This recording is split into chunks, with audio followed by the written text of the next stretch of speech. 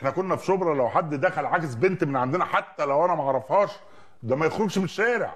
دلوقتي الاخ بيتفرج على اخته وهي بتتعاكس ويودي وشه الناحيه الثانيه. ده فين ده؟ ده اجيال يا حبيبي في كل مكان. اركب الاتوبيس وانت تعرف. اركب الاتوبيس. بتركب اتوبيس؟ اه طبعا. اه طبعا. ده زمان بتصور في الاتوبيس.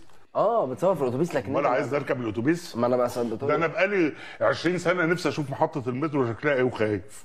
نفسي انزل اشوف محطه المترو بشوفها في الافلام. طب ما بتنزلش ليه؟ فهتبهدل. بهدل ليه طيب؟ اصل انا ميكانيكي فهم كلهم هيبقوا عايزين يسلموا عليا وكده. ايه يا ريس؟ ايه يا حبيبي؟ هو احنا قاعدين في قهوه بلدي مش بنصور يا ابني؟ ده بيسيبني على الهوا ويروح داخل. اقول له دلوقتي انا عمرو؟ انا مش فاهم ده هو انت المذيع ولا هو؟ بقول لك يا ريس لا ضرب لا. ايوه بص والنبي اقف جنبي.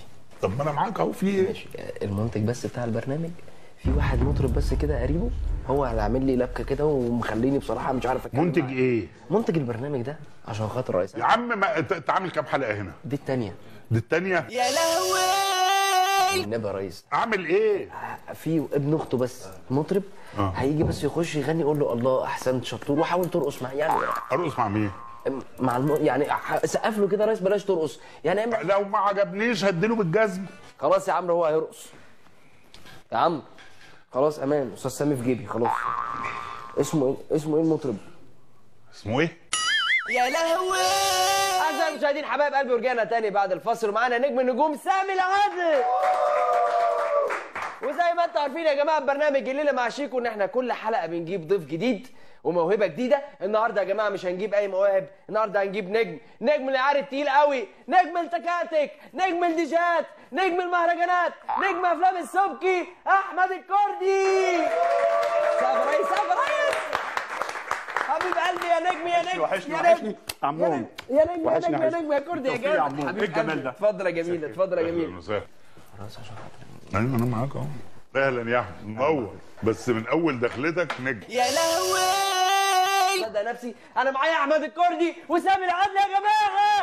حبيبي يا شيخ. عماد ولا احمد؟ حبيبي يا شيخ. عماد ولا احمد؟ كل الناس يا كردي بجد بسم الله ما شاء الله الله اكبر يعني. بص بتتكلم على الكردي عيالي كلهم كل شويه الحمد لله قول الحمد كله على طول بعد ما ياكلوا الاكل قول الحمد لله بعد ما يلبسوا قول الحمد اجيب له لعبه قول لي الحمد لله. كل الناس واولاد استاذ سامي العدله برضه واولاد كل الفنانين يا كردي بتموت في الاغنيه بتاعتك. عايزين نسمع سقفه كبيره للكردي يا جماعه.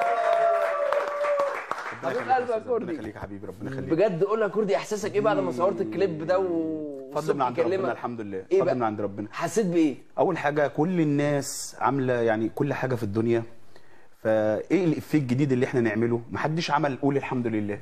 حبيب قلبي يا كردي حبيب احنا عملنا كل يوم كتير يعني الحمد لله. مع ان سبحان الله يعني مثلا بس قول يا رب عم قول يا رب. شوف لكن الحمد لله بقى